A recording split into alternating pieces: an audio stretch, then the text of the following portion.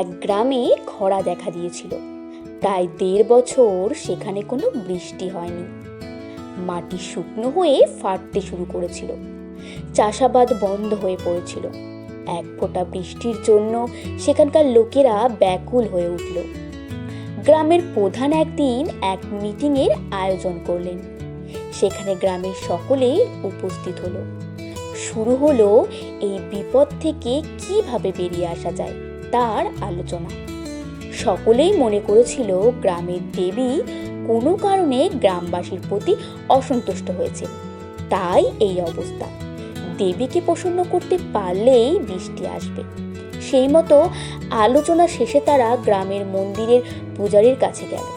সব শুনে পূজারী একটা বিধান দিলেন। তিনি বললেন, আগামী পূর্ণিমার দিন গ্রামের মাঠে একটা যজ্ঞ করা হবে।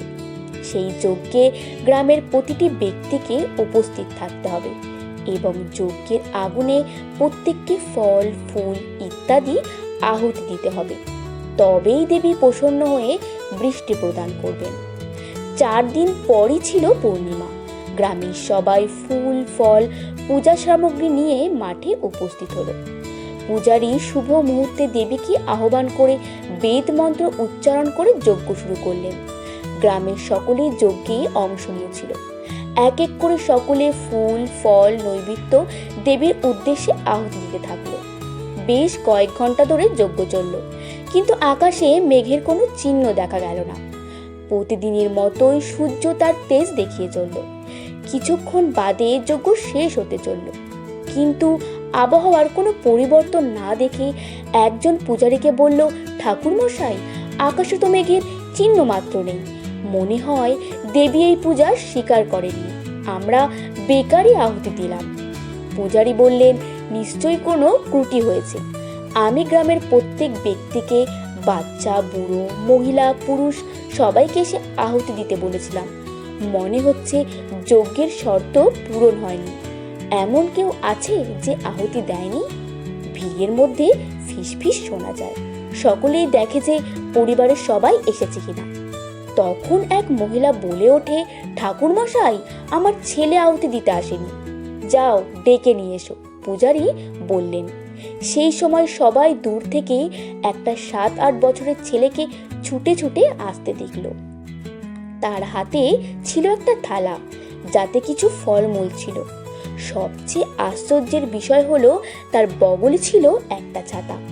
ছেলেটি কাছে আসতেই গ্রামের প্রধান তাকে ধমক দিয়ে বলল, কি রে, তুই কোথায় ছিলিস? তোর জন্য এই যজ্ঞ ব্যর্থ হতে চলেছে। সকলের আহুতি ব্যর্থ হয়ে গেল। ছেলেটা বলল, আমি তো পাশের গ্রামে ফুল আনতে গিয়েছিলাম, ফুল নিয়ে সোজা এখানেই আসছিলাম। তারপর মনে পড়ে গেল যজ্ঞ শেষ হলেই তো বৃষ্টি হবে, মা ছাতা নিয়ে গেল কিনা দেখে আসি। তাই আবার ঘরে গিয়েছিলাম, গিয়ে দেখলাম মা ছাতা নেয়নি, তাই ছাতা নিয়ে আসতে দেরি হয়ে গেল।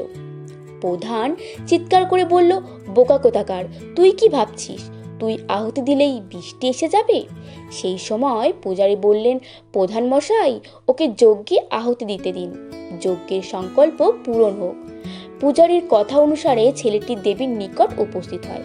সে ছাতাটি তার মাকে দিয়ে শ্রদ্ধার সাথে গ্রামের দেবীকে পুষ্প অর্পণ করে এবং যজ্ঞকুণ্ডে আহুতি দেয়। আর তখনই সবাই দেখে নিমেষের মধ্যে আকাশ মেঘাচ্ছন্ন হয়ে বিদ্যুৎ চমকাতে থাকে আর ঝমঝম করে বৃষ্টি নেমে আসে। গ্রামের লোকেরা নেচে ওঠে, তারা দেবীর জয় জয়কার করতে থাকে। অন্যদিকে প্রধান ছেলেটিকে ধমকাতে শুরু করে, দেখ, তোর জন্যই বৃষ্টি হচ্ছিল না।